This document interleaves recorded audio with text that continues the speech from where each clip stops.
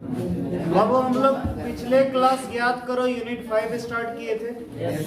जिसका नाम था क्या? Electromagnetic waves. क्या नाम था? और हम आपको बताए थे इसमें इलेक्ट्रिक फील्ड और मैग्नेटिक फील्ड दोनों एक दूसरे के परपेंडिकुलर होता है, सिनुसॉइडल वेरिएशन करता है, उसको हम क्या कहते हैं? EM waves. याद है कि नहीं? ठीक है। उसके बताए थे कि जो सोर्स होता है इलेक्ट्रोमैग्नेटिक वेव्स का वो क्या होता है? Accelerated charge particle. क्या? Accelerated charge particle. याद है? उसके बताए थे इसका जो डायरेक्शन ऑफ प्रोपेगेशन होगा वो होगा along E vector cross B vector. याद है कि नहीं? B E vector cross B vector के उसी की ओर जो इधर उसका डायरेक्शन होगा उधर ही। क्लियर है? उसके बाद फिर पढ़ाए थे इलेक्ट्रोमैग्नेटिक वेव्स का प्रॉपर्टीज। क्या पढ़ाए थे? याद है कि नहीं? हम बताए थे 5 प्रॉपर्टी बताए थे इसका। सबसे पहला ये ट्रांसवर्स नेचर का होता है। दूसरा इसको चलने के लिए कोई मीडियम का रिक्वायरमेंट नहीं होता। तीसरा इसका स्पीड जो होता है लाइट की स्पीड के बराबर होता है। ठीक है, जिसका इक्वेशन था c = 1/√μ0ε0। ठीक है। फोर्थ नंबर बताया था इसमें इलेक्ट्रिक फील्ड मैग्नेटिक फील्ड दोनों का एनर्जी इक्वल होता है। और फिफ्थ नंबर बोले थे एनर्जी को एक प्लेस से दूसरे प्लेस तक ट्रांसमिट कर सकता है। यहाँ तक हम लोग पढ़े थे, याद होगा? ठीक है। अब हम लोग इससे आगे पढ़ने वाले हैं जिसका नाम है इलेक्ट्रोमैग्नेटिक स्पेक्ट्रम। क्या नाम है? तो सुनो बाबू, हम लोग का हेडिंग क्या है? Electromagnetic spectrum. तो देखते हैं आखिर इलेक्ट्रोमैग्नेटिक स्पेक्ट्रम क्या होता है। Electromagnetic spectrum. तो चलिए समझते हैं आखिर इलेक्ट्रोमैग्नेटिक स्पेक्ट्रम होता है क्या। इसको जरूर समझेंगे, लेकिन सबसे पहले समझेंगे आखिर स्पेक्ट्रम क्या होता है। ठीक है। तो स्पेक्ट्रम तो जनरली कोई वेव वगैरह के लिए उसका फ्रीक्वेंसी के रेंज को बताता है। ठीक है। जैसे आप सुने होंगे 2G स्पेक्ट्रम, 3G स्पेक्ट्रम सुने? यानी जो बैंड विड्थ होता है कोई भी वेव का उसे कहते हैं स्पेक्ट्रम। लेकिन वो क्या होता है एक्चुअली समझते हैं, रियल मतलब समझते हैं। जैसे मान लो यहाँ पर जितना भी क्लासरूम में जो भी स्टूडेंट बैठा के सबका हाइट इक्वल होगा? नहीं, सबका हाइट डेफिनेट है, कुछ ना कुछ होगा अलग अलग। तो हम ऐसा करें, इमेजिन करो, ऐसा करें कि सबसे कम हाइट वाला सबसे आगे रखें, फिर उससे थोड़ा ज्यादा हाइट, फिर उससे थोड़ा ज्यादा हाइट, फिर उससे थोड़ा ज्यादा हाइट। तो बिल्कुल इस तरह करके एक तरीका सजा दें। या फिर ऐसा करें कि सबसे ज्यादा हाइट वाला, फिर उससे थोड़ा कम हाइट, फिर उससे थोड़ा कम हाइट, है ना? यानी एक तरीका से, है ना, एक ऑर्डर वे में, एक ऑर्डर्ड वे में समझा जाए। यानी ऐसा नहीं कि कोई कहीं पर भी किसी को खड़ा कर दे, वैसा नहीं। तो इसको जब किसी भी चीज को हम ऑर्डरली डिस्ट्रीब्यूट करते हैं तो उसको कहते हैं स्पेक्ट्रम। क्या कहते हैं? तो यहाँ अगर सबको अगर हाइट के हिसाब से अगर हम क्या कर दे, सजा दे, या तो इंक्रीजिंग ऑर्डर में या तो डिक्रीजिंग ऑर्डर में, तो इसको बोलेंगे स्पेक्ट्रम ऑफ हाइट। क्या बोलेंगे? तो उसी तरह ये जो इलेक्ट्रोमैग्नेटिक स्पेक्ट्रम है, तो सुनो, इलेक्ट्रोमैग्नेटिक वेव जो होता है वो 7 टाइप का होता है। कितने टाइप का? याद रखिए 7 तरह का क्या होता है आपका इलेक्ट्रोमैग्नेटिक वेव्स। सर 7 लाइट होता है उसी तरह। लाइट भी इलेक्ट्रोमैग्नेटिक वेव्स ही है, मतलब लाइट का अलग अलग वेवलेंथ होता है उसी में। हाँ, उसी तरह समझा रहे हैं। तो ये जो है बाबू ये 7 टाइप का होता है। कितने टाइप का होता है? और सातों जो होता है इलेक्ट्रोमैग्नेटिक वेव सबका वेवलेंथ और फ्रीक्वेंसी अलग अलग होता है। याद रखिए वेवलेंथ और फ्रीक्वेंसी क्या होता है। तो इमेजिन करो हम क्या करें, इसके वेवलेंथ की इंक्रीजिंग ऑर्डर में सजा दें, या फिर वेवलेंथ को डिक्रीजिंग ऑर्डर में सजा दें, या फिर फ्रीक्वेंसी की इंक्रीजिंग ऑर्डर में, या फिर फ्रीक्वेंसी के डिक्रीजिंग ऑर्डर में अगर इसको क्या कर लें, डिस्ट्रीब्यूट कर दें, तो इसको क्या कहेंगे बाबू? Electromagnetic spectrum. तो याद रखिएगा किसी इस जो 7 तरह के इलेक्ट्रोमैग्नेटिक वेव्स है, तो सातों को उसके फ्रीक्वेंसी या फिर वेवलेंथ के इंक्रीजिंग या डिक्रीजिंग ऑर्डर में जो डिस्ट्रीब्यूशन उसका करते हैं, तो उसी को हम क्या कहते हैं बाबू? Electromagnetic spectrum. देखिए इसका डेफिनेशन भी लिखा होगा, the orderly distribution of EM waves. क्या बोला है? The orderly distribution of EM waves according to its wavelength और frequency, according to its wavelength और फ्रीक्वेंसी इज नोन एज क्या? Electromagnetic spectrum. बोला है कि नहीं? अब जरा ध्यान से देखना, तो इलेक्ट्रोमैग्नेटिक वेव 7 तरह का होता है। वो कौन कौन है जरा समझो। तो सबसे पहला जो होता है उसका नाम है रेडियो वेव्स। क्या नाम है? Radio waves. फिर जो होता है उसका नाम है माइक्रोवेव्स। क्लियर है? फिर जो होता है वो क्या होता है? वो इंफ्रारेड, इंफ्रारेड रेज, है ना? फिर क्या होता है बाबू? Visible rays. हाँ, विजिबल लाइट। फिर क्या होता है बाबू? UV ray. फिर होता है एक्स रे, फिर होता है गामा। ये 7 जो है 7 जो है आपका इलेक्ट्रोमैग्नेटिक वेव्स है। याद रखिए ये 7 जो आपका क्या है, ये जो है विजिबल लाइट जिसके कारण हम लोग देख पाते हैं, ये है विजिबल लाइट। आपको मालूम होगा ये भी 7 तरह का होता है, ठीक है। फिर हमको उससे मतलब नहीं है, सिर्फ इतना समझो कि ये जो आपका है टोटल ये 7 क्या है, इलेक्ट्रोमैग्नेटिक वेव्स है। क्या है बाबू? तो याद रखिएगा अगर हम इधर से इधर आते हैं, मान लो ऊपर से क्या आएंगे नीचे, तो अगर इधर से इधर आएंगे तो याद रखिएगा इसका फ्रीक्वेंसी जो है वो इंक्रीज करेगा। फ्रीक्वेंसी क्या होगा? इंक्रीज करेगा, बट इसका जो वेवलेंथ है ना वो डिक्रीज करेगा, क्योंकि फ्रीक्वेंसी और वेवलेंथ के भी जस्ट अपोजिट रिलेशन है ना।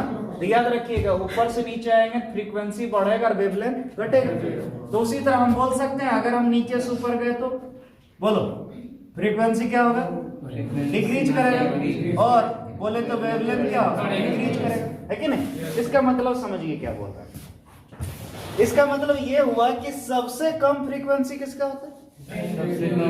उससे थोड़ा ज्यादा, उससे थोड़ा ज्यादा, यानी जैसे ऊपर से नीचे आते जाएंगे सबका फ्रीक्वेंसी बढ़ते जाएगा। फ्रीक्वेंसी क्या होगा? लेकिन वेवलेंथ जो होगा घटते जाएगा। वेवलेंथ क्या होगा? याद रखिएगा इधर से इधर चलेंगे तो वेवलेंथ घटेगा लेकिन फ्रीक्वेंसी, लेकिन अगर नीचे से ऊपर जाएंगे तो फ्रीक्वेंसी घटेगा लेकिन वेवलेंथ बढ़ेगा। आ रहा समझ में? क्लियर है कि नहीं? तो एग्जाम में जो आपसे क्वेश्चन पूछेगा, देखिए क्या पूछेगा, कोई नहीं पूछेगा डिफाइन इलेक्ट्रोमैग्नेटिक स्पेक्ट्रम, डेफिनेशन नहीं पूछता है। डायरेक्ट क्वेश्चन आएगा, सीबीएसई बोर्ड हो चाहे झारखंड बोर्ड हो चाहे बिहार बोर्ड हो, तो एक ही क्वेश्चन पूछता है। कैसे पूछेगा सुनिए, सिंपल सा, मान लो एग्जाम में क्वेश्चन दे देगा आपको कि इलेक्ट्रोमैग्नेटिक वेव्स को वेवलेंथ के इंक्रीजिंग ऑर्डर में लिखिए। ठीक है, क्वेश्चन ऐसे रहेगा, right the name of EM waves in increasing order of wavelength, यानी वेवलेंथ के इंक्रीजिंग ऑर्डर में क्या लिखना है? नाम लिखना है सबका। तो हम जानते हैं कि इधर से इधर जाएंगे तो वेवलेंथ इंक्रीज करेगा, तो सबसे पहले किसका नाम रखेंगे, फिर उसका लिखेंगे, यानी 1 नंबर इसको, 2 नंबर इसको, इस तरह करके ऐसे लिखते चले। लेकिन अगर क्वेश्चन आ जाता वेवलेंथ के डिक्रीजिंग ऑर्डर में लिखना, तो यहां शुरू करके इधर से जाना। आ रहा समझ?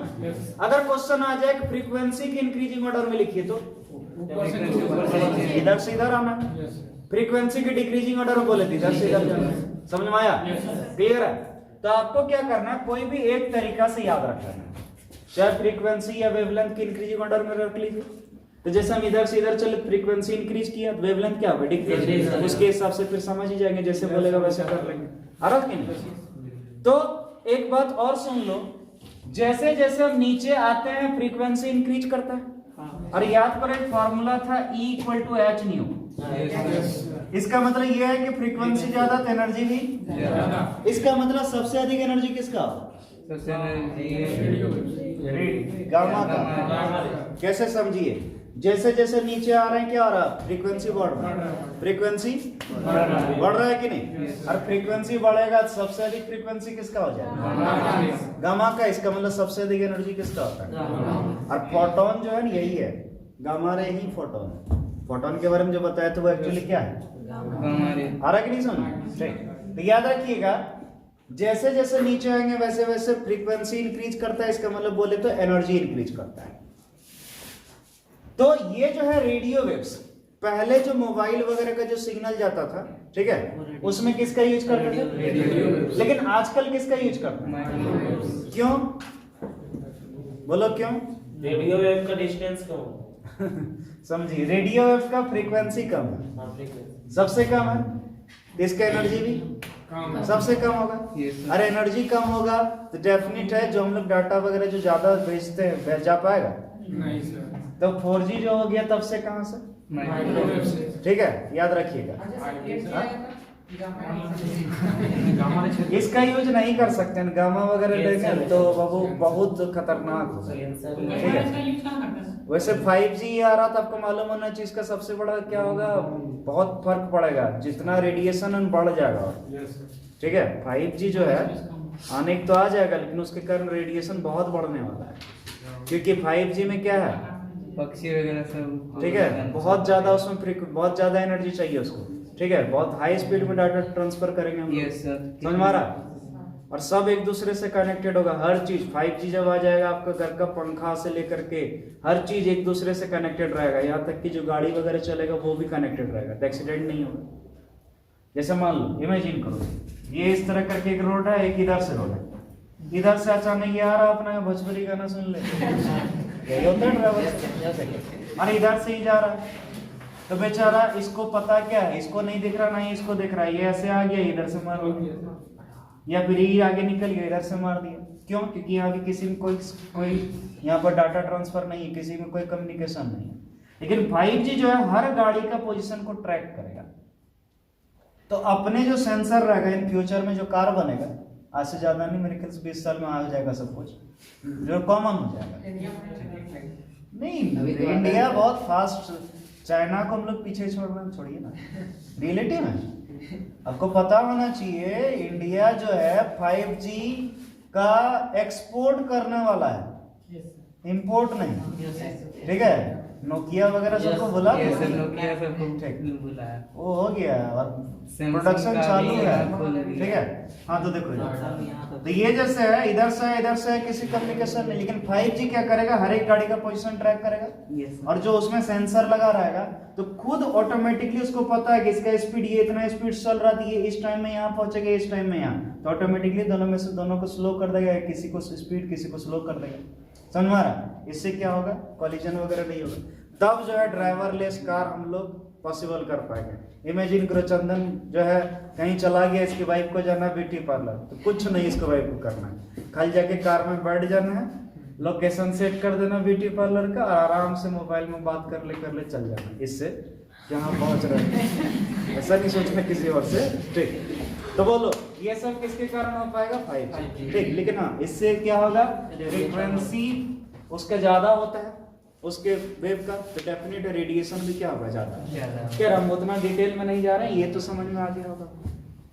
बुलाया कि नहीं है, एग्जाम में पूछेगा लिख दोगे कि नहीं? तो आपको क्या होना चाहिए, सब किसी का नाम पता होना चाहिए। ठीक है, नाम ही रहेगा तब ना। तो हम लोग ऐसे याद रखते थे, इसका ट्रिक तो कुछ था नहीं, सर लोग भी नहीं बताए थे, हम लोग ऐसे याद रखते थे क्योंकि ये जो है चैप्टर मतलब उस समय था नहीं हम लोग के सिलेबस में, एएफएमटी नहीं था, तो सर पढ़ाए नहीं थे। इसको फिर भी याद करने का तरीका हम लोग ऐसे सोचे नोट्स में ये वीडियो 4 नंबर में दिया, ऐसा गलती हो रहा है। रेडियो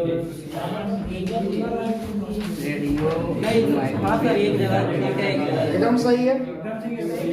अब यहाँ देखिए, यहाँ ऐसे सही है। चलो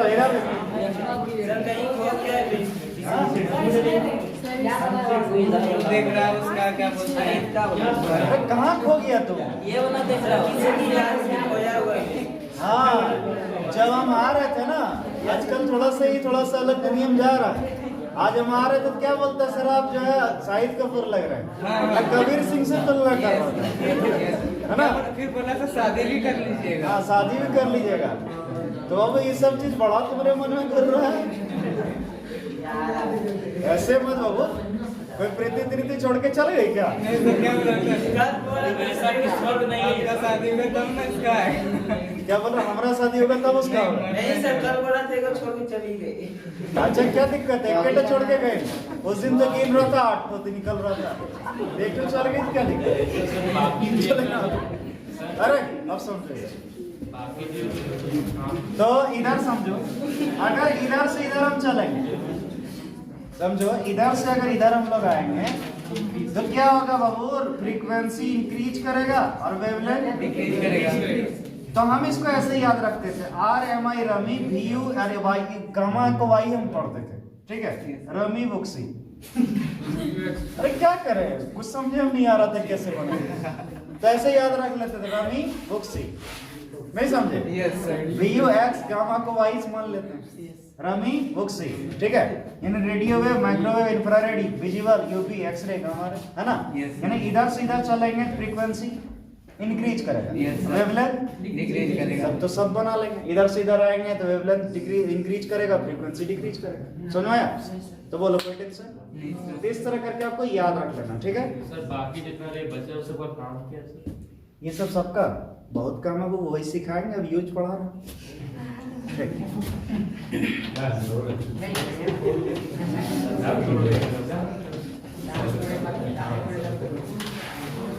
चलो अब हम लोग जानेंगे uses of EM waves. Uses of EM waves, ठीक है। क्या आइडिया बाबू? Uses of EM waves, electromagnetic wave का हम लोग क्या कर रहे हैं? यूज। तो चलिए समझते हैं ध्यान से। तो बाबू सबसे पहला देखिए कौन है? Radio waves. कौन है? Radio waves. देखो जरा सा नोट्स में सबसे पहले दिया टाइप्स ऑफ ईएम वेव्स, बीच में दिया सोर्स और फिर दिया यूज। सोर्स मतलब वो किससे प्रोड्यूस होता है, उस मशीन का डिवाइस का नाम क्या है ना। तो सोर्स अगर भूल भी जाएंगे तो कोई टेंशन कोई टेंशन नहीं है, सोर्स कभी नहीं पूछता है। तो बोलिएगा सर तब डाले क्यों? इसलिए डाले क्योंकि यूनिट 5 देख रहे हैं कितना बड़ा नोट्स दिए हैं, उसमें भी सब हटा देते तब फिर शक करता हम पर कि सर सच बोलिए सर, इतने ना सर, कहीं आप कुछ ऐसा नहीं किया, हो सकता है सर आपको आता नहीं होगा इसलिए नहीं दिए, होता है। तो इसीलिए थोड़ा बहुत डाल दिए, थोड़ा बड़ा लगे देखने में कि हाँ कुछ है चैप्टर में, समझ में आया। लेकिन आप सोर्स को क्या कर सकते हैं, भूल सकते हैं, कोई टेंशन नहीं। तो चलिए बात कर रहे हैं रेडियो वेव्स का। किसका? Radio waves. तो इसका यूज हम लोग करते हैं, सर इसका जो सोर्स होता है वो होता है एलसी ऑसिलेटर। कौन होता है? अगर याद होगा यूनिट 4 का last topic LC oscillator, LC oscillation नहीं पढ़ा है? हाँ यूनिट 4 का लास्ट। बहुत बढ़िया। रिपीट कर दिए सर, थोड़ा लास्ट का बता दीजिए। अरे क्यों टेंशन ले रहा, आज खत्म हो रहा है ना, फिर तो 1 से शुरू करेगा। अब टेंशन फ्री रहिए। हाँ मैं फिर क्या काम। चलो यार तो बात कर रहे हैं रेडियो वेव्स। कौन वेव्स? इसका सोर्स होता है एलसी ऑसिलेटर। क्या होता है? और इसका यूज का बात करें, पहला देखो क्या बोल रहे हैं, it is used in television broadcasting. इसका यूज हम लोग किस लिए करते हैं? जो टीवी वगैरह देखने के लिए जो आप एंटीना लगाते हैं छत पर, तो वो जो सिग्नल कैच करता है वो कौन होता है? Radio waves. दूसरा number, it is used in communication system mainly, यानी इसका यूज हम लोग मेनली किस में करते हैं? जैसे टेलीविजन ब्रॉडकास्टिंग, वो तो कम्युनिकेशन का एक क्या है, मीडियम है ना। उसी तरह जो रेडियो वगैरह जो सुनते हैं उसका जो नाम है रेडियो, रेडियो क्यों पड़ा, जबकि उसका ओरिजिनल नाम ट्रांजिस्टर, लेकिन हम लोग क्या बोलते हैं? रेडियो, है ना। पूछते भी है, जैसे मान लो चंदन का शादी हुआ था, इससे नहीं पूछा तुम लोग कि रेडियो मिला था कि नहीं मिला था शादी में, ठीक है। तो वो रेडियो नाम क्यों पड़ा? बोलो, क्योंकि वो रेडियो वेव को कैच करता था, ठीक है। उसमें जो सिग्नल आता था वो रेडियो वेव्स था, इसीलिए इसका नाम क्या पड़ गया? रेडियो, ठीक है। एक तो गाना भी था ना, सजन रेडियो है था। अरे उसका कौन, सलमान खान का। देखा वो याद आ गया। एलसी ऑसिलेटर नहीं याद आ रहा था यूनिट 4 का, लेकिन सजन रेडियो, हाँ sir, yes sir, yes sir, एकदम याद है सर। अब माइक्रोवेव्स। कौन? तो इसका जो सोर्स है बहुत सारा नाम है, जनरली ये वैक्यूम ट्यूब से होता है जनरेटर। किससे होता है? और इसका देखो नाम भी दिया, गन, डायोड, मैग्नेट्रॉन, क्लेस्ट्रॉन, ये सब नाम है उसका, ठीक, ये सब से निकलता है। अब इसका यूज देखते हैं। तो बोल रहा है it is used in radar system for craft navigation. इसका मेन यूज कहाँ है बाबू? रडार सिस्टम में। किसके लिए? Craft navigation. क्राफ्ट नेविगेशन समझते हैं? यानी क्राफ्ट मतलब एरोप्लेन जो होता है उसको कहते हैं एयरक्राफ्ट, यानी क्राफ्ट, उसको नेविगेट करने यानी उसको रास्ता बताने के लिए। देखिए कैसे, अब सोचो जरा सा, इमेजिन करो, मान लो ये इंडिया, मान लो क्या है? इंडिया। और ये जो है मान लो अमेरिका है, अरे मान लो रे, ठीक है। और ये मान लो चलो चीन है, वैसे है नहीं, वैसे तो हम लोग के बगल में नीचे ही है, लेकिन फिर भी मान लो, समझने में क्या है, ठीक। अब बेचारा जो है इंडिया से एक फ्लाइट उड़ा, कहाँ के लिए? अमेरिका के लिए। तो यहां से उड़ा अमेरिका के लिए। सबसे पहले याद रखिएगा, कोई विदेश जो है अपना वायु सीमा का भी रक्षा करता है, करता है कि नहीं? तो मान लो ये इंडिया से उड़ा कहाँ के लिए? अमेरिका। तो मान लो ये जो रूट है अमेरिका का है, और ये मान लो क्या है? चाइना का, ठीक है। अब हुआ क्या, बेचारा उड़ा तो सही, लेकिन हवा वगैरह के कारण मान लो एरोप्लेन जो यहां था, ठीक है, मान लो यहां से थोड़ा सा एंगल चेंज हो गया, हवा थोड़ा सा क्या किया, एंगल चेंज कर दिया, और वहां तो पता भी नहीं चलेगा, मुड़ जाएगा। तो ऐसा थोड़ा है कि वहां पर कोई बोल दिया है कि देखो वहां जाएगा ना अमेरिका जाने के लिए, जो बादल दिखेगा ना उससे राइट ले लेना, ऐसा तो कुछ है नहीं वहां, है ना। तो बेचारा गलती से भी मुड़ गया तो सोच रहा कहाँ चल जाएगा। और देखो अमेरिका के लिए उड़ा, यानी यहाँ के लिए इसका जो है वायु सीमा बोल सकते हैं जो, ठीक है, वो परमिशन लेता है कि हम यहाँ आपके यहाँ लैंड करेंगे तो उसको आने देता है। लेकिन सोचो चीन से परमिशन नहीं लिए, यहाँ घुस गए, उसके रडार में दिखने लगेगा कि यहाँ कोई अननोन है, समझ में आ रहा, मिसाइल लॉन्च के सीधे पार, ठीक है। बाद में मालूम चला कि चंदन जा रहा था सालिश मिलने अमेरिका, उड़ गया अमेरिका, समझ में आ रहा है, ठीक। तो सोचो जरा से क्या होगा हालत। अब इसके लिए क्या है, इसका रास्ता बिल्कुल हमेशा नेविगेट करना होगा, इसको बताना होगा। तो होता क्या है, जो भी हर जगह, बहुत जगह क्या होता है, जैसे मान लीजिए अलग अलग देश जहां भी एयरपोर्ट है वहां बड़ा बड़ा एंटीना रहता है जिससे सिग्नल जाता है, क्लियर है। ये उससे जो वेव निकलता है वो वेव निकलता है माइक्रोवेव। कब निकलता है? माइक्रोवेव जाकर के प्लेन से टकराया, जिससे उसका लोकेशन पता चलता है कहाँ, और उसको नेविगेट करता है। जरा से भी रास्ता अगर हटा, ठीक है, तो उसको पायलट को इन्फॉर्म किया जाता है कि आप जो है कुछ गलत मोड़ रहे हैं, आप लैटिट्यूड इतना कीजिए, एंगल इतना कीजिए वगैरह, सब कुछ बताता है ताकि वो सही जगह में जा सके। इसको कहते हैं क्राफ्ट नेविगेशन। क्या कहते हैं?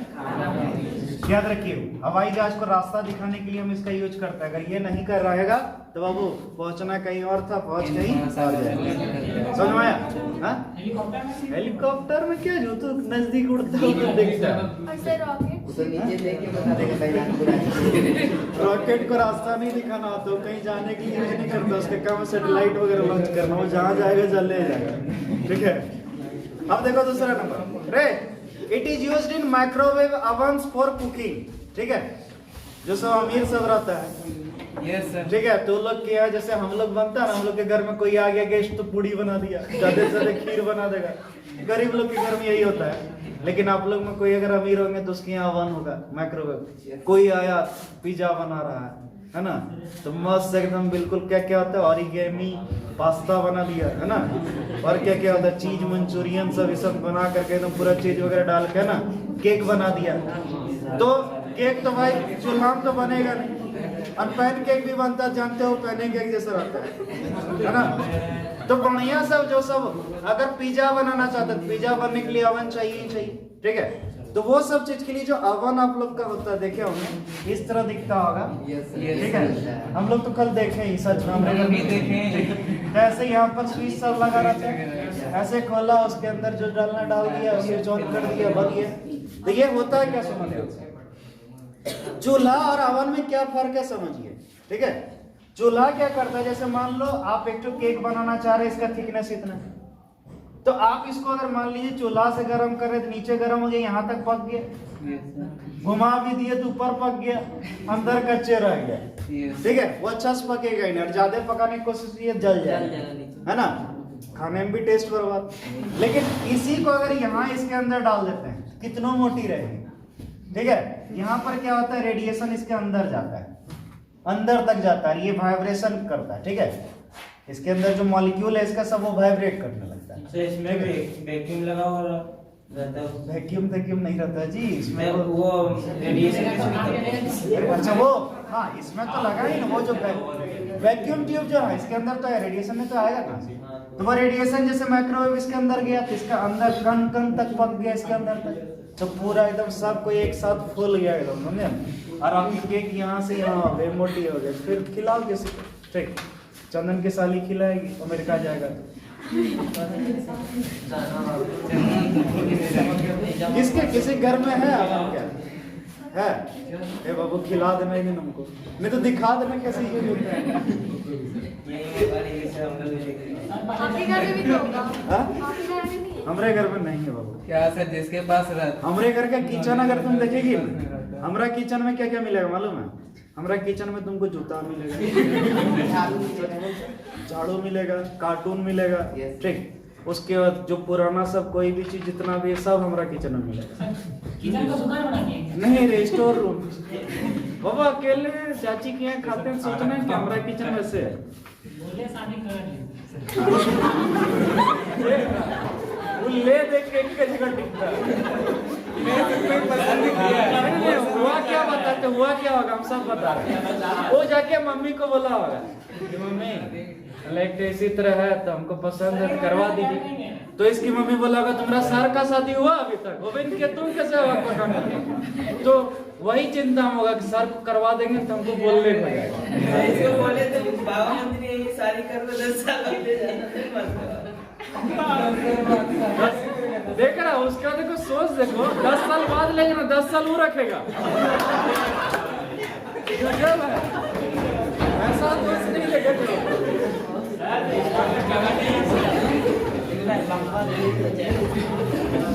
सोच रहा है उसका देखो सोच, ठीक है हो गया। अब चलो तीसरी वाली, कौन वाली? अरे यहाँ समझो रे। अब चलो इंफ्रारेड। ओहो बहुत अब प्लीज सुनिए ना मेरा बात, ठीक। इंफ्रारेड रेज, कौन रेज?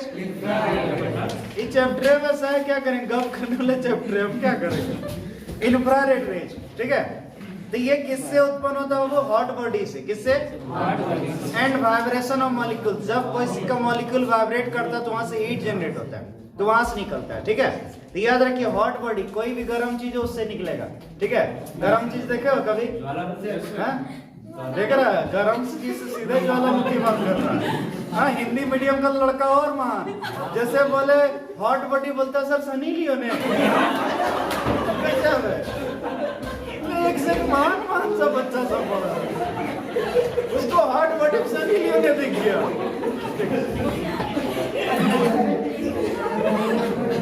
बेचारी पूजा पाठ करने वाली लड़की नाम लेता है, झूठो बदनाम कर रहा उसको। अरे सुनो, तो हॉट बॉडी मतलब समझो, जैसे मान लो कोई कोयला जल रहा है, ठीक है। तो भट्टी सब जैसे ठंडा के दिन है तो हम लोग कैसे करते हैं? जैसे मान लो कोयला कहीं पर जल रहा भट्टी, तो आप पूरा उसमें हाथ डाल देते हैं, ऐसा करते हैं? क्या करते हैं? जैसे मान लो भट्टी जल रहा है, आप दूर से ही सेकते हैं, इसका मतलब जरूर है वो आप तक रेडिएशन पहुंच रहा है, तो उससे क्या निकलता है? इंफ्रारेड। क्या निकलता है? उसी तरह मान लो कोई गर्म आयरन ही है, ठीक है। आप देखिएगा आयरन गर्म है तो आप दूर से ही देखिएगा थोड़ा थोड़ा क्या आएगा? गर्मी लगता है, तो वो क्या निकल रहा है? Infrared rays. इन्हें कोई भी हॉट बॉडी जिससे रेडिएशन निकलता है उसको क्या कहते हैं? आग से भी निकलता है। हाँ, आग से निकलता है। इसे क्रिस्टल में क्या इससे? हाँ, ज्यादा करीब जाओगे तो जल जाओ। जैसे गामा रेडिएशन नहीं होता होगा क्या? ज्यादा दूर तक तो नहीं जाता होगा। ज्यादा दूर तक नहीं जाता वो, जितना इंटेंसिटी उतना दूर तक जाएगा। जैसे मान लो ओहो, जैसे सन उससे भी निकल रहा है, तो देखिए उसका इंटेंसिटी ज्यादा तो यहाँ तक पहुंच जा रहा है। यहाँ देखो ठंडा लगेगा, धूप में जाओ ठीक ठाक लगेगा। क्यों? समझ रहा? Infrared rays. इसका यूज वाइब्रेशन ऑफ पार्टिकल। देखो कोई जो पार्टिकल जैसे कोई एटम से जब निकलता है तो उसमें क्या होता है? पार्टिकल उसके इलेक्ट्रॉन वगैरह जब वाइब्रेट करता है तो निकलता है। अब देखिए ना, कोई भी चीज देखिए बहुत देर तक हिलेगा तो वो गर्म हो जाएगा। तो सिंपल सा वाइब्रेशन ऑफ मॉलिक्यूल के कारण। अब चलो इसका यूज देखो इन फिजिकल थेरेपी। किस थेरेपी में? Treatment of muscular strain.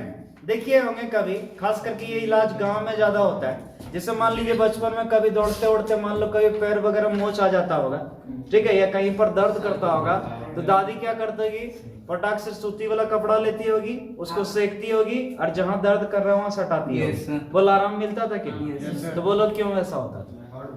बस हॉट बॉडी, गर्म कपड़ा। समझ में आया? क्लियर है? सही बात, खून गर्म होगा। सिंपल सा, इसका यूज समझ गए। और बहुत ज्यादा, ये तो खैर हम लोग के इधर तो फ्री में मिल जाता है, सस्ता में मिल जाता है। यही अगर तुम चल जाओगे गोवा में जा करके जब इस लोगे हीट थेरेपी इसको कहता है, वहां जब लोगे किसी का 5000 रुपए है, ठीक है, सच्चे कुछ नहीं रहेगा। 2 लड़की आएगी, ठीक है, वही 2 लड़की आएगी, छोटा छोटा तकिया टाइप का रहता है, एक तो रखेगी भट्टी जला करके गैस वाला, उसमें रहेगा ऐसे करके सेक करके। कहाँ दर्द कर रहा चंदन? ठीक, समझ आ रहा? चंदन नहीं जाएगा बाबू, हम लोग थोड़े जा पाएंगे। चलो इधर देखो, हे भगवान, चंदन इसलिए है क्योंकि सामने में बैठा, कोई सामने बैठी उसी का एग्जाम्पल लेंगे। आओ ठीक, जिसको एग्जाम्पल लेवाना बोलो। एक दिन देखो वो बैठा तो पीछे चल गया था। चलिए देखिए, फॉर प्रोड्यूसिंग डिहाइड्रेटेड फ्रूट्स। किसका इसका यूज किस लिए करते हैं? डिहाइड्रेटेड फ्रूट का प्रोडक्शन के लिए। जैसे इमेजिन करो, ठीक है, चंदन जा रहा अपने साली के पास, तो कुछ तो लेके जाएगा, ठीक है, तो उसके लिए किशमिश लेके चल गया। क्या लेके चल गया? देखो कैसा लेके भी जा रहा, क्या किशमिश, ठीक, लेके गया किशमिश, काजू, है ना, कोई भी चीज जो ड्राई फ्रूट जिसको कहते हैं, तो वो बनता है कैसे, समझो।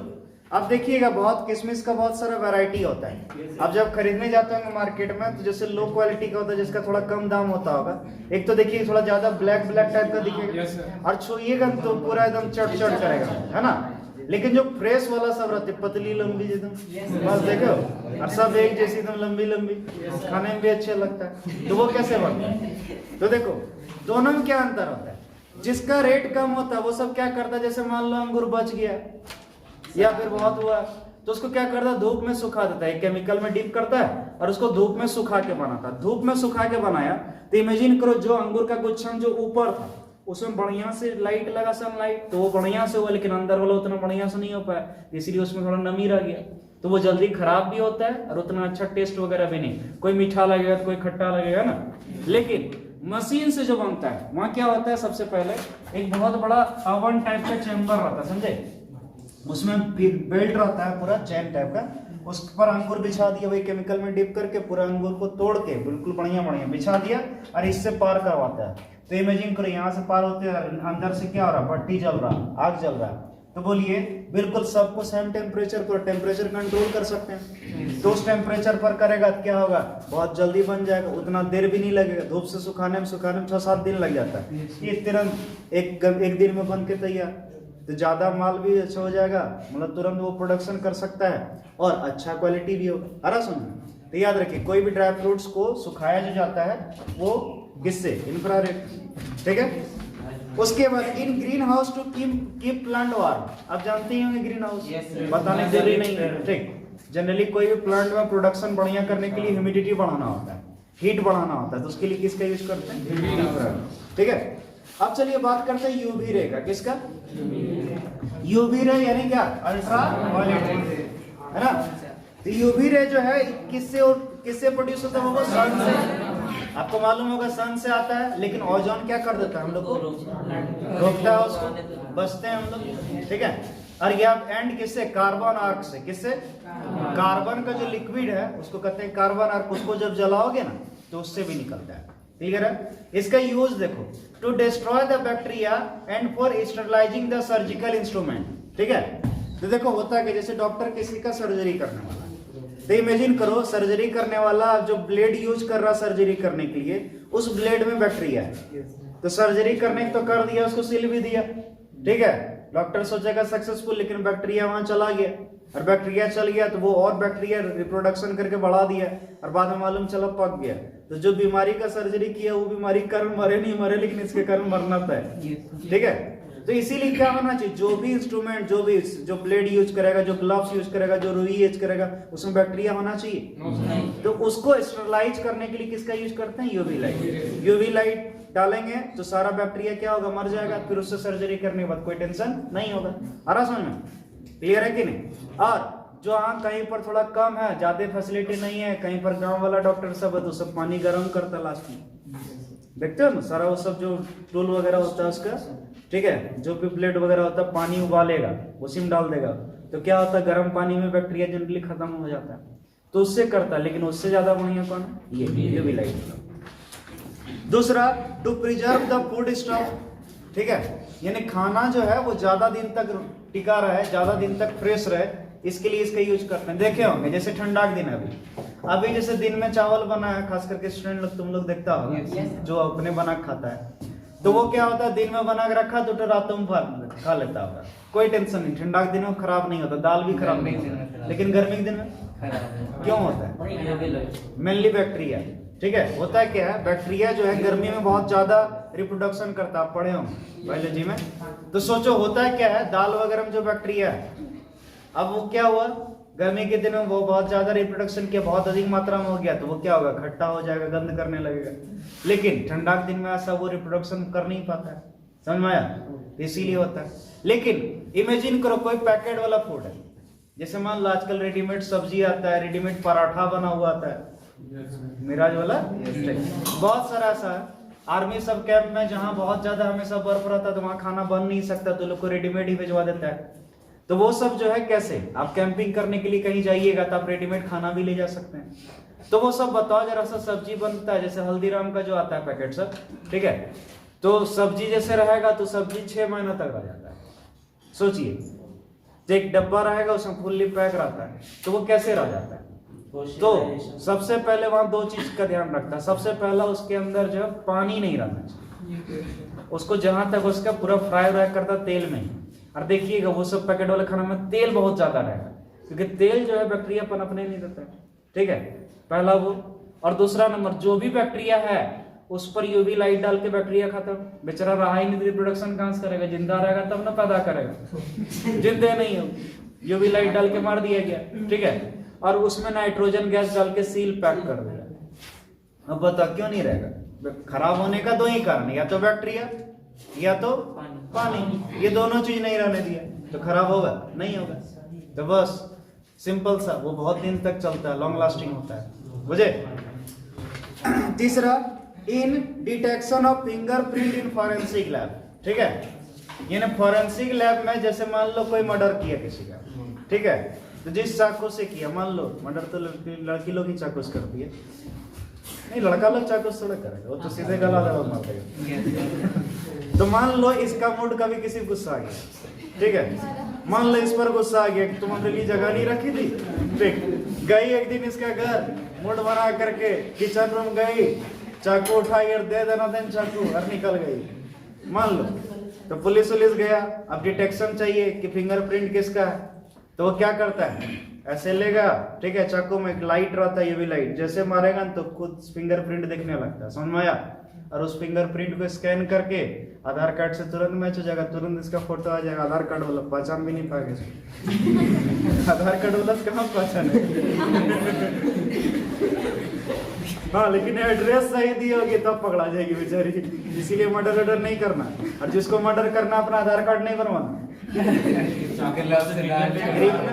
सरकार के पास तो सारा डाटा है, अब बहुत जल्दी पकड़ा जाता है। पहले क्या होता था, पहले जमाने में जब आधार कार्ड वगैरह नहीं था, ठीक है, तो उसमें क्या होता था, कोई मर्डर किया तो उसका फिंगरप्रिंट मैच करता था पुलिस रिकॉर्ड में है कि नहीं। अब बेचारा परेशान, मतलब उसका कहना है कि जो मर्डरर है वही मर्डर करता है जनरली, कोई नया क्या करेगा, ठीक है। तो इसीलिए कभी कभी पकड़ाता भी नहीं था कोई। और आप तो कुछ सोचने नहीं, सीधे देखेगा फिंगरप्रिंट, स्कैन करेगा, ऑटोमेटिकली फोटो, एड्रेस, पापा का नाम, मम्मी का नाम, घर एड्रेस सब आ जाएगा, ठीक है। आधार कार्ड नहीं बनवाइए, सब ठीक है, नहीं मारना है इसको। देखो तुमको हम बचा दें। चलो इधर देखो, अब आगे। तो अब आते हैं विजिबल रे। कौन रे? विजिबल रे। ये किससे प्रोड्यूस होता है? Atomic excitation. ये झूठ मूठ का साइंटिफिक वर्ड यूज किए। सिंपल सा सुनो, कोई भी लाइट हो, ये एलईडी है, ठीक है, तो इससे देखो जो लाइट आ रहा है कौन है? Visible light. बोलो, लालटेन जलाता है, उससे जो निकलता है कौन? ढिबरी जलाया, ढिबरी, उससे भी क्या निकलता है? मोमबत्ती। ढिबरी नहीं जानती तुम? कौन दुनिया से तुम रे? हे भगवान, मान लो शादी ऐसा जगह हो गया, कहीं गांव वगैरह किसी चल गई तुम, तो कैसे होगा रे? लाइटें नहीं होगा। चलो इधर देखो, देखो इधर, ऐसे आना पड़ेगा डिबरी। इस तरह रहता है स्टैंड, समझे?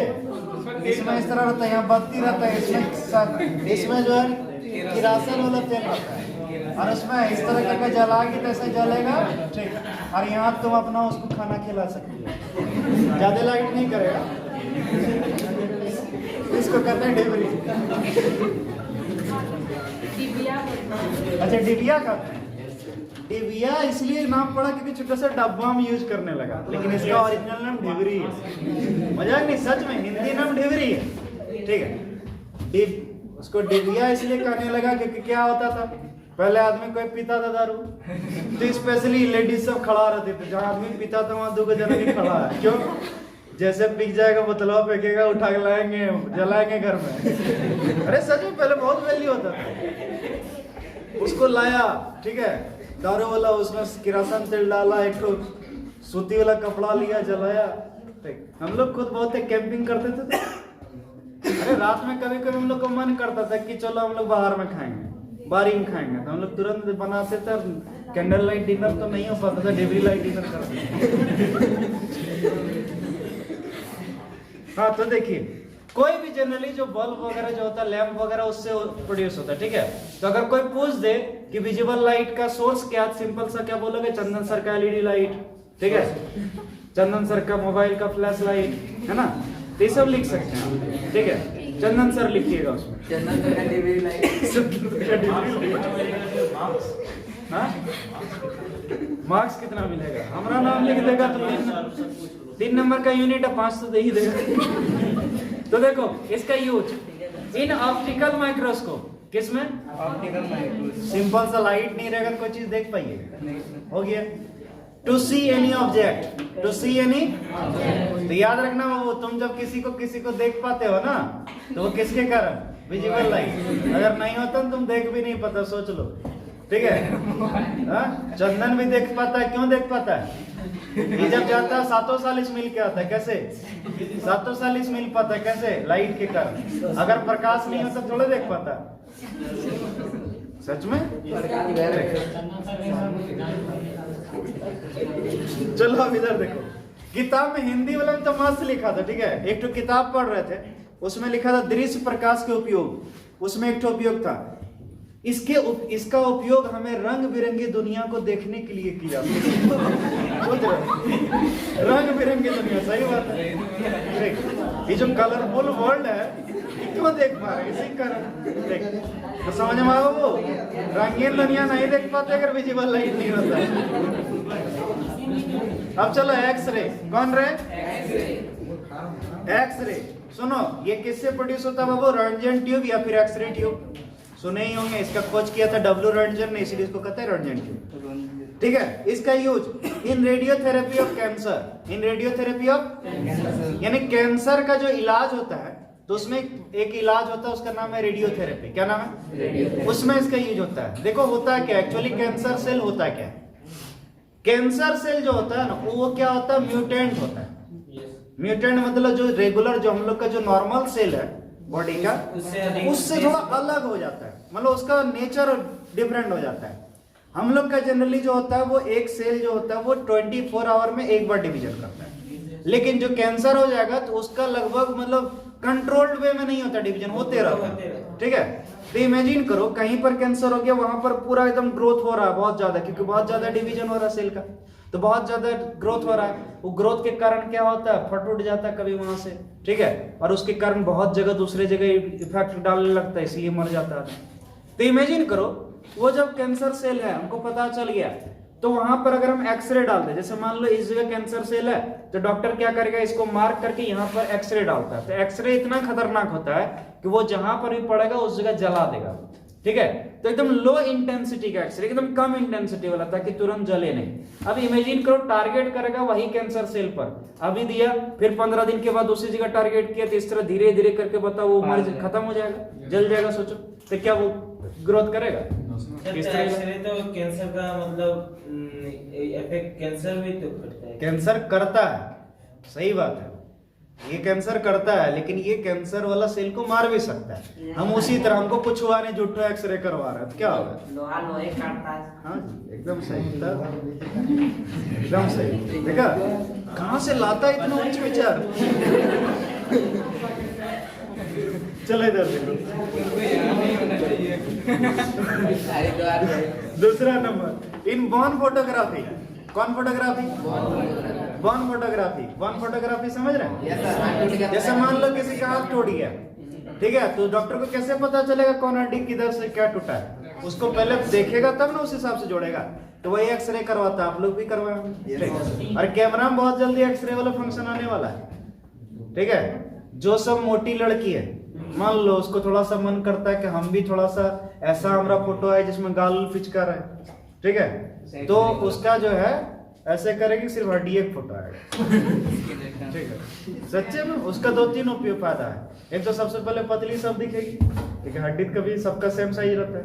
और दूसरा गोरी भी दिखेगी, व्हाइट व्हाइट हड्डी फोटो है क्या, कोई फिल्टर लगाने की जरूरत नहीं। तीसरा हाथ हो गया, टूट जाएगा तो देख सकता है। हाँ हाथ टूटेगा देख सकता अपने, क्या सही बात है। हाँ उसमें तो सब टूट ले दीजिएगा। ये सोचने लगा हम करवाते ना तो ऐसा लगा था कि हाँ। सब जगह पे कुछ था ही नहीं। अरे क्या हड्डी जहाँ इधर कुछ है ही नहीं, तुम्हारा क्या दिखेगा, अलग अलग पार्ट ही दिखेगा तुमको। अब तो तीसरा इधर देखो, to detect the fault in metal, ठीक है, मेटल के अंदर कोई फॉल्ट है तो उसको क्या किया जाता है, डिटेक्ट किया जाता है। अब इमेजिन करो, ठीक है, चंदन शादी किया, इसको मोटरसाइकिल मिला तिलक, तो मोटरसाइकिल में एलॉय व्हील रहता है, एलॉय व्हील रहता है। तो ये देखिए एलॉय व्हील है, जैसे इमेजिन करो ये जो एलॉय व्हील इस तरह करके बनाया है। अब इसके अंदर जो बना था, इमेजिन करो तो बनता कैसे, सबसे पहले बहुत सारा जो होता है मेटल को मिक्स करके उसको पिघलाता है, क्या करता है, उसके बाद अलग अलग डिजाइन का जो है ये सांचा बना होता है, उसके अंदर वो पिघला हुआ डालता है और उसी से वो बन जाता है, फिर उसको फिनिश करके निकाल देता है। अब इमेजिन करो जब वो डाल रहा था पिघला हुआ, तो सोचो एयर बबल कहीं छूट गया, अंदर में कहीं पर यहाँ पर क्या है, एयर बबल छूट गया, तो बाहर से तो पूरा एकदम क्या दिखेगा कि अंदर में कोई हवा नहीं। तो बाहर से देखने में लगेगा सॉलिड, लेकिन अंदर में सोचो यहाँ पर क्या गैप रह गया, बबल रह गया, तब तो यहाँ पतला हो गया। मालूम चला ये ससुराल गया, सालिक बैठा करके गया, ठीक है, स्टंट दिखा रहा था, मान लो स्टॉप ही कर रहा, बोला दिखाए स्टॉप ही तुमको, ठीक है, ब्रेक मारा, अगले चक्का में तो ज्यादा प्रेशर पड़ा, यही टूट गया, ठीक है, ये नीचे सालिक के ऊपर, बोला होगा कि नहीं होगा, तो बोलो कि चाहे ऐसा हो नहीं ना, तो भाई हाँ? इसमें शूट नहीं करता, इसमें शूट करता लगेगा।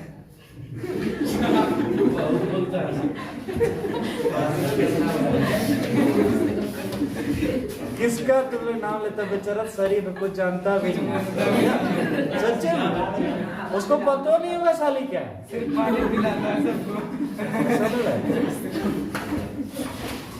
तो समझ में आती ये गैप दिखेगा कैसे, ऊपर से दिखेगा नहीं।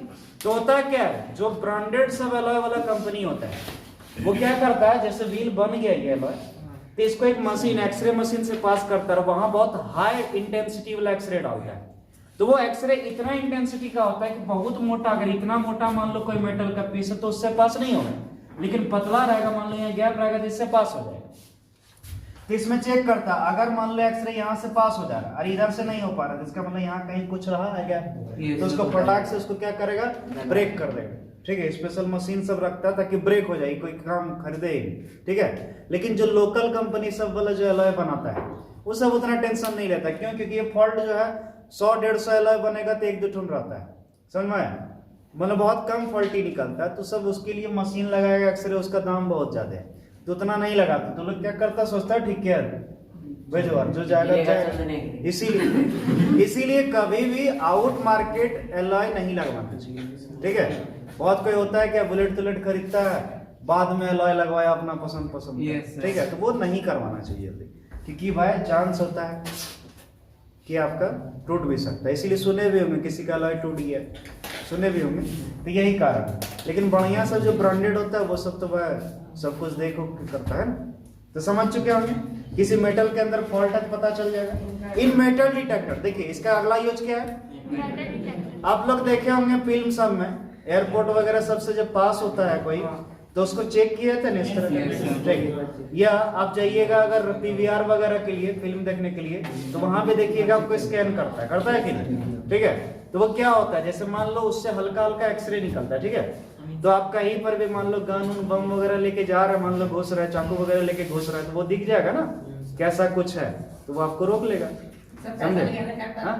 वो यहाँ वाला आईलैक्स वाला नहीं होता है, ऐसे छू के देखता है, यहाँ आईलैक्स चल जाओ स्पेशली ऐसे पकड़ेगा, ऐसे पकड़ेगा। कभी कभी मन करता है ना कि भाई बढ़िया से चेक ही तुम कर लो, बाद में घुसेगा छुट्टो। तो मेटल डिटेक्टर कैसे होता है समझे, तो वो एक्सरे हल्का हल्का इंटेंसिटी छोड़ता है, तो अगर कहीं कुछ मेटल वगैरह लेके जाइएगा तो वो कैच कर लेगा, ठीक है, पता चल जाएगा क्या मेटल वगैरह लेके कुछ जा रहा है, समझे। तो इस तरह करके वो डिटेक्ट होता है। रावण फिल्म देखो, तो रावण शाहरुख खान बेकार फिल्म था, एकदम सड़ा हुआ फिल्म था, लेकिन फिर भी तो उसमें याद करो जब वो क्या होता है, वो तो जो रोबोट रहता है ना, तो वो जब पास होता है तो पूरा मेटल का ही बना है। अब वहां क्या होगा, डिटेक्ट करेगा तो भाई दिखेगा, इसीलिए इसको पार कैसे करेगा, ठीक है, तो इसीलिए सब जगह पहना देता है, देखो हर जगह रिंग पहना देता है, जब चेक करने वाला रहता है लगता है ये सब आवाज कर रहा है, बुझे। तो ये सब कारण था उसमें। अब चलिए बात करते हैं गामा रेज। कौन रेज? ये कहां से निकलता है बाबू? न्यूक्लियस ऑफ रेडियोएक्टिव एटम, पढ़ा चुके हैं, ठीक है। और इसका यूज हम लोग कहाँ करते हैं? To produce nuclear reaction. Nuclear reaction करवाना तो किसका यूज करेंगे? To study the structure of atomic nucleus. किसी न्यूक्लियस का कैसा स्ट्रक्चर है उसका स्टडी करना तो किसका यूज करेंगे? ठीक है, ये इसका यूज था जो कि आपको समझ में आ चुका होगा, ठीक है। हमारे इसका भी यूज होता है ना, ये कैंसर सेल को मारता है। कैंसर सेल को मारने के लिए गामा बहुत ज्यादा इंटेंसिटी वाला, उसका यूज कहाँ से? एक्सरे हो गया। अब देखिए हेडिंग है displacement current, ampere, Maxwell equation, फालतू चीजें अभी नहीं सिलेबस में, ठीक है। तो इसी के साथ हम लोग का यूनिट 5 हो गया आज कंप्लीट। समझे कि मुझे